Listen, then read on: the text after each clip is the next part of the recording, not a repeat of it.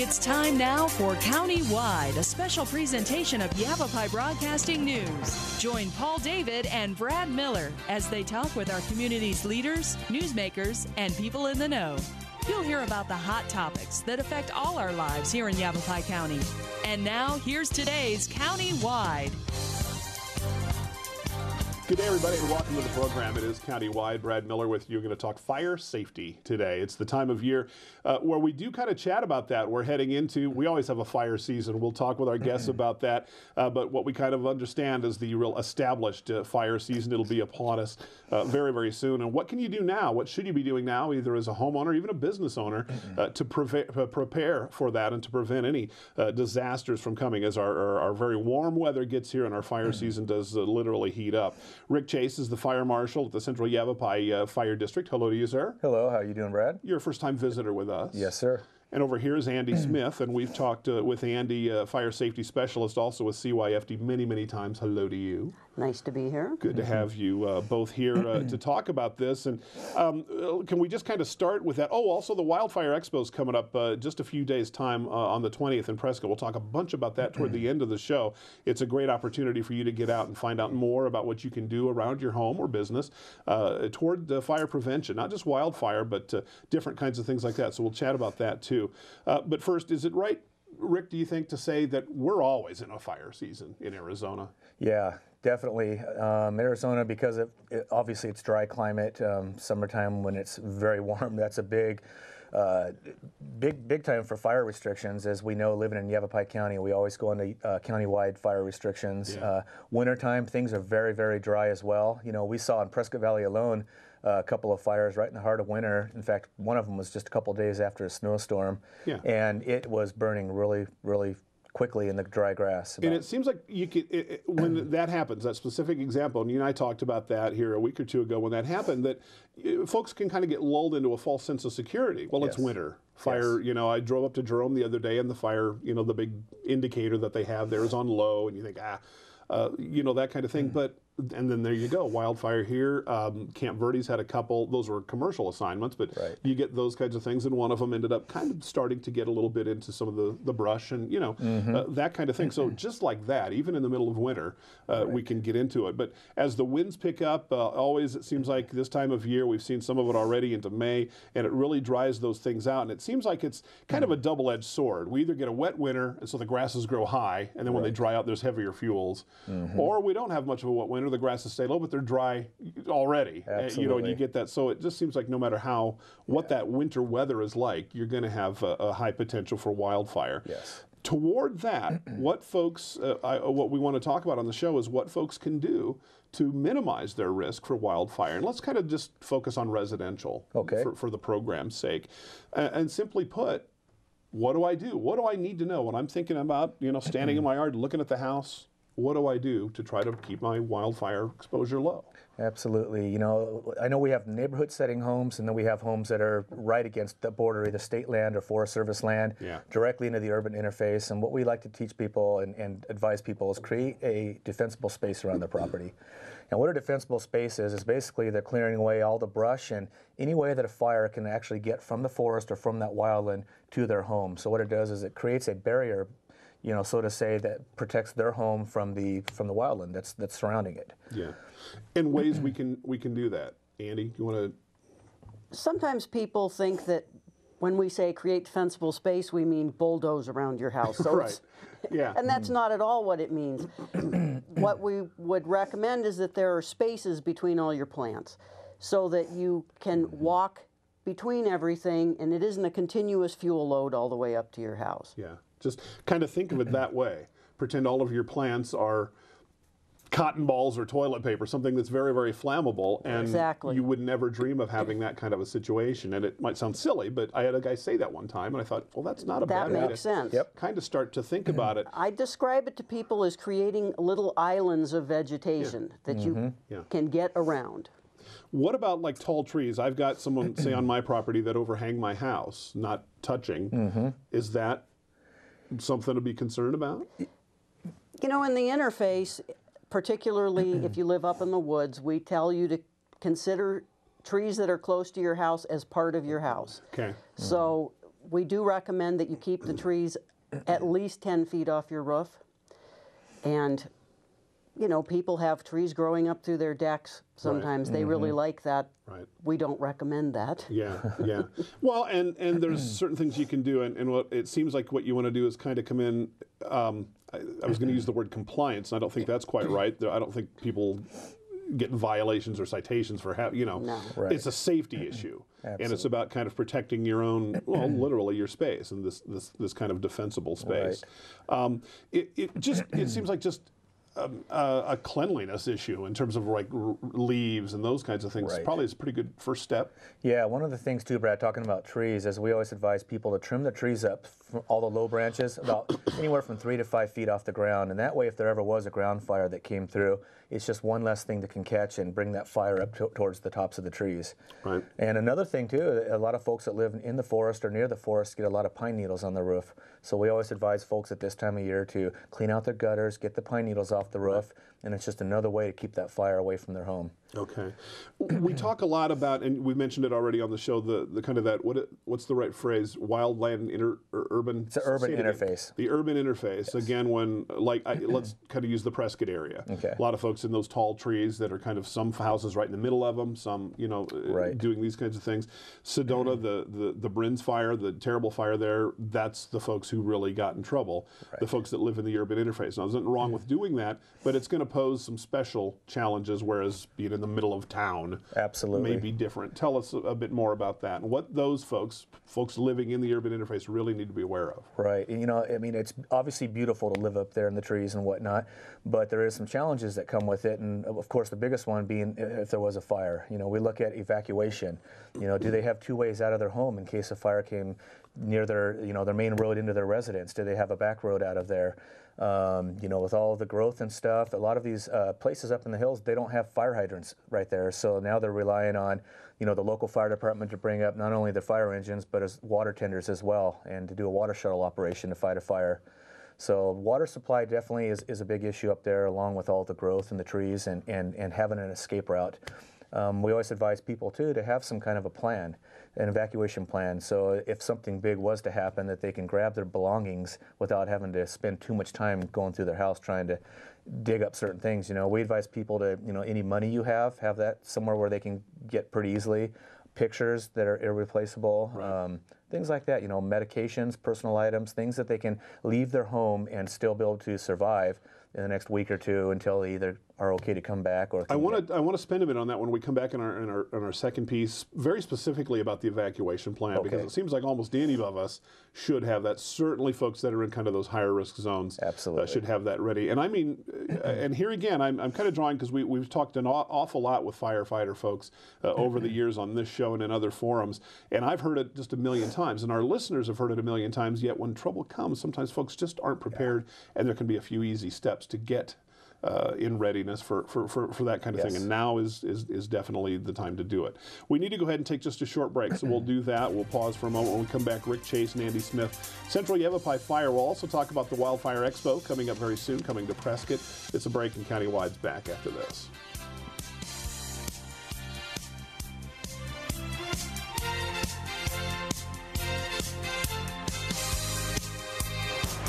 Move over, AZ. Arizona's Move Over law requires you to move over or slow down when you drive past any vehicle pulled over with flashing lights. Any vehicle means emergency responders, roadside assistance, law enforcement, highway crews, even stranded motorists. Ignore the law and you could pay a fine. Remember, every vehicle, every time. Move over, AZ. Sponsored by ADOT in partnership with the Arizona Broadcasters Association and this station.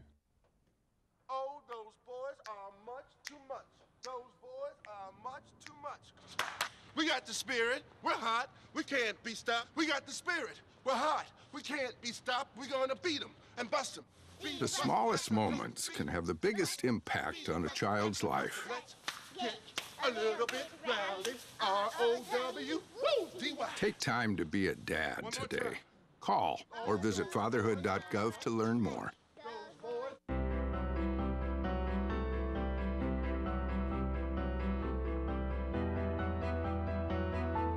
Body language can tell you all sorts of things. like someone is having a stroke. Know the sudden signs. Learn fast. Face drooping, arm weakness, speech difficulty. Time to call 911 and get them to a hospital immediately. Learn the body language and spot a stroke fast. All right, give me a spot. You know my motto, safety first. They could be dangerous. I think we should call animal control. Animal control? To be safe. Don't worry. Just... I got this. It's a new motto. You don't have to be perfect to be a perfect parent. There are thousands of teens.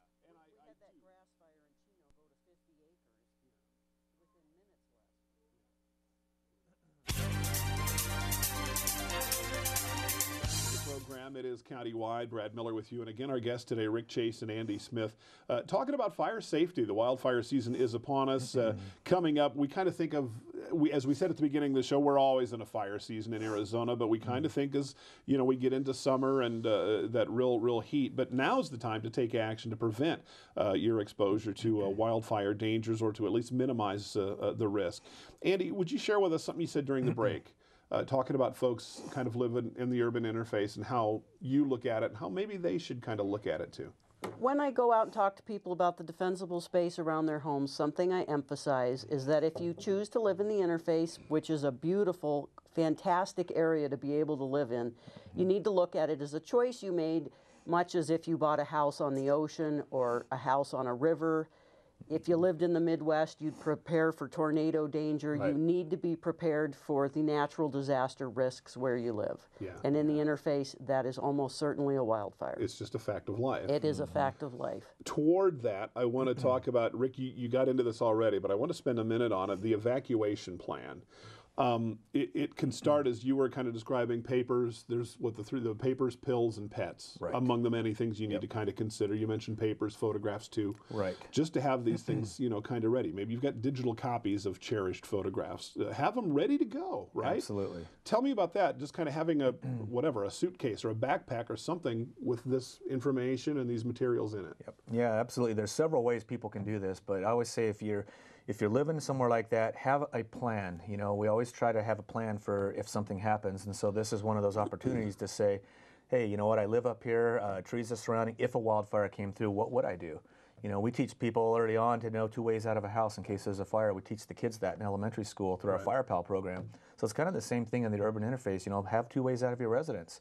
Some people, I understand, they only have one road in and one, you know, that's the way out as well. Right. But yeah, as far as their personal belongings, you know, there's places that they can keep them at this time of year. You know, keep all the medications somewhere that you can grab one container without having to open, you know, a variety of drawers and cupboards and whatnot to grab them.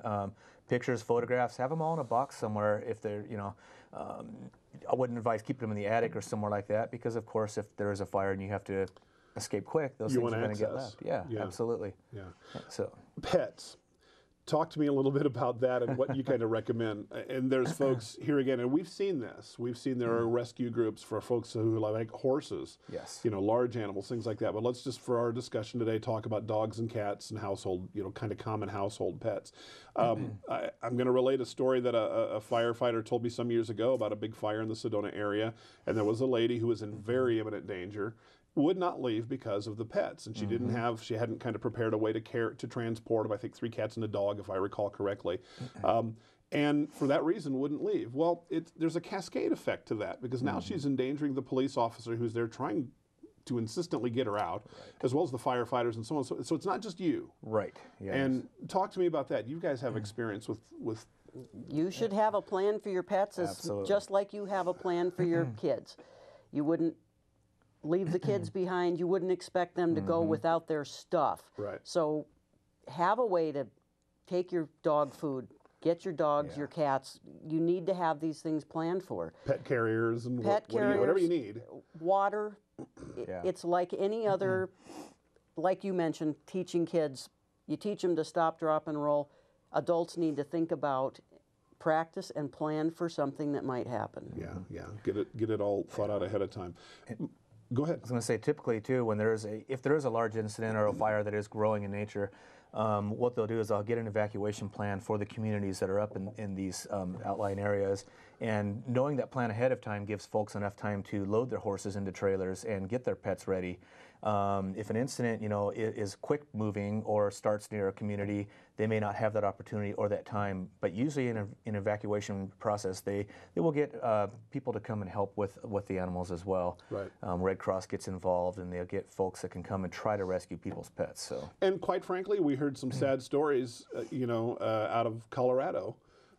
Just here, not terribly long ago, when they had that, where pets had to be left behind. Yeah. Yes. It's a tough decision. Nobody ever wants to make it. No. And that's not even necessarily due to lack of planning. That's due to because fire can move very, very fast. Very fast. And in some of these areas, that can happen. Now, I kind of feel like maybe we're kind of picking on the folks in the urban interface a tiny bit here, but that is the highest danger zone, or the kind of red zone, if you will, from a lot of our perspectives.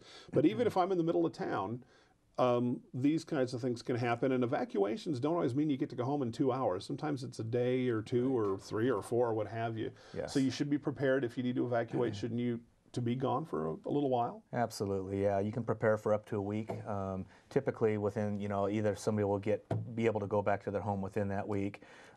It's not real usual that an incident will go beyond that, although it has happened here in Arizona. Several years ago, the Rodeo Chetasky fire. Right. In Prescott, over 10 years ago, we had the Indian fire that came really close and actually burned down some homes. So I think we all know from living here in Arizona how dry it is, how dangerous it is, and how that's our biggest threat is the wildfires. Yeah.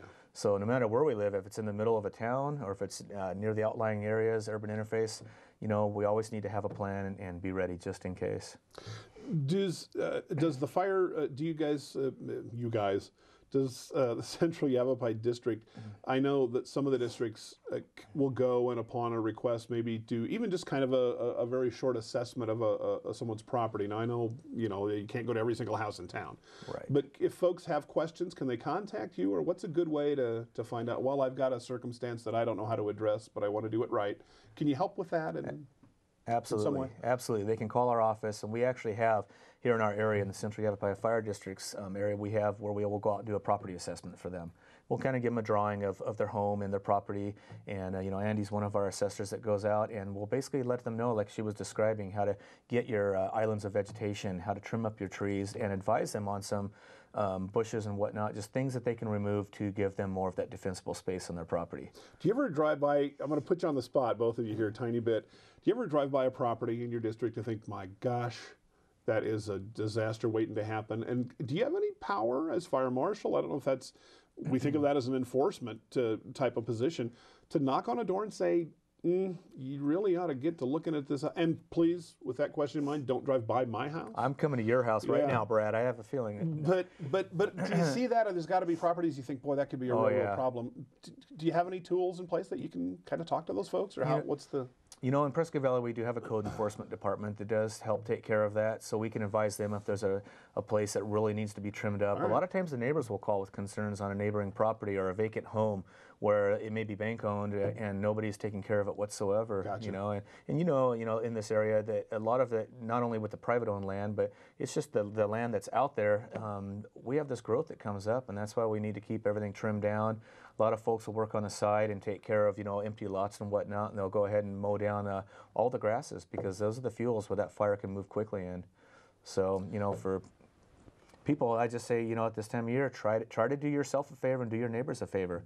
Clean up your place, because it will not only protect your place or your property, but your neighbors as well. Yeah, it looks a little better too. Yeah, absolutely. Andy, it seems like a lot of this is just common sense. It is common sense, and if you have an area in your neighborhood of concern, don't hesitate to call.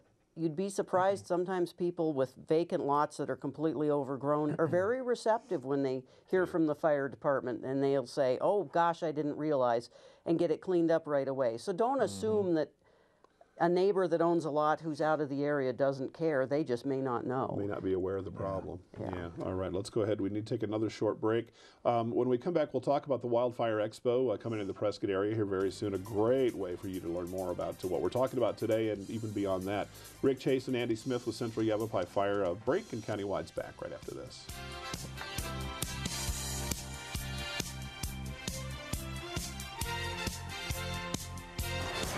Move over, AZ.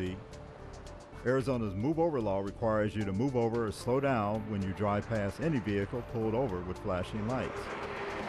Any vehicle means emergency responders, roadside assistance, law enforcement, highway crews, even stranded motorists. Ignore the law and you could pay a fine. Remember, every vehicle, every time. Move over, AZ. Sponsored by ADOT in partnership with the Arizona Broadcasters Association and this station. Oh, those boys are much too much. Those boys are much too much. We got the spirit. We're hot. We can't be stopped. We got the spirit. We're hot. We can't be stopped. We're going to beat them and bust them. The smallest moments can have the biggest impact on a child's life. Let's get a little bit rowdy. R-O-W-D-Y. Take time to be a dad today. Call or visit fatherhood.gov to learn more.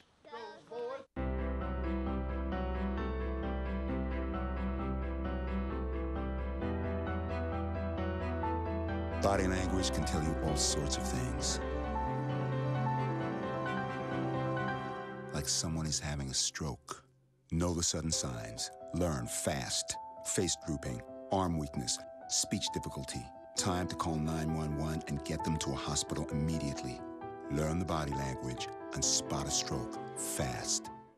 All right, give me a spot. You know my motto, safety first. They could be dangerous. I think we should call animal control. Animal control? To be safe. Don't worry. Just... I got this. It's a new motto. You don't have to be perfect to be a perfect parent. There are thousands of teens in foster care who don't need perfection. They need you.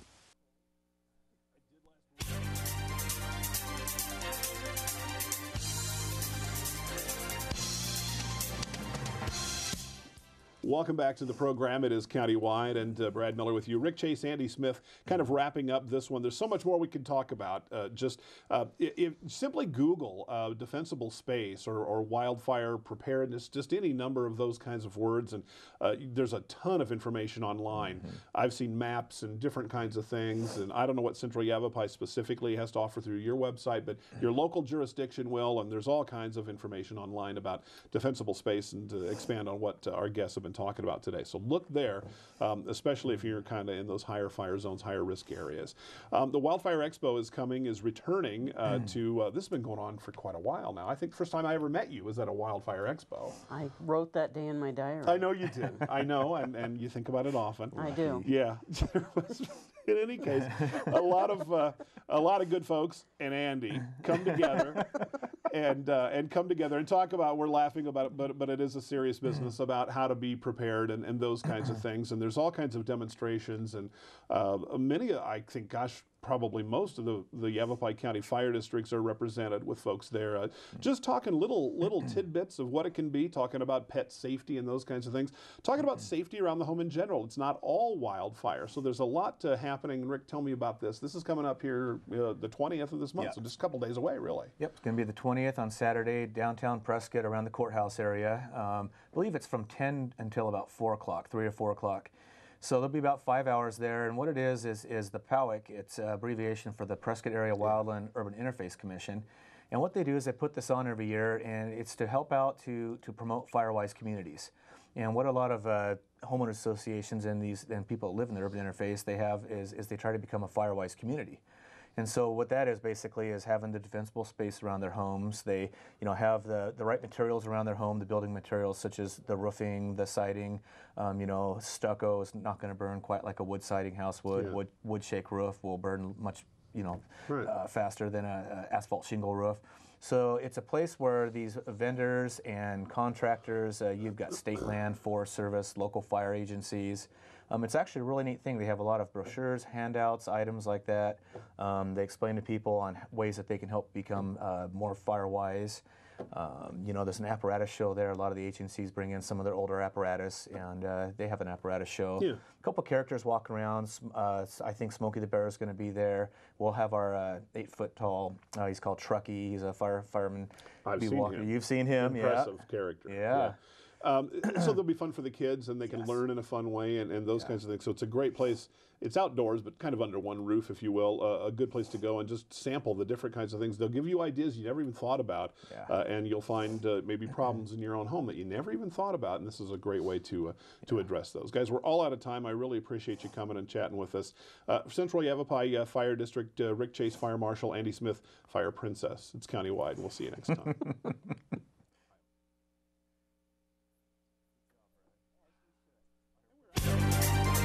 This has been Countywide, a special presentation of Yavapai Broadcasting News. Listen in each Tuesday and Thursday as we tackle the hot topics and talk to the decision makers across Yavapai County. That's Countywide with Brad Miller and Paul David each Tuesday and Thursday on this Yavapai Broadcasting station.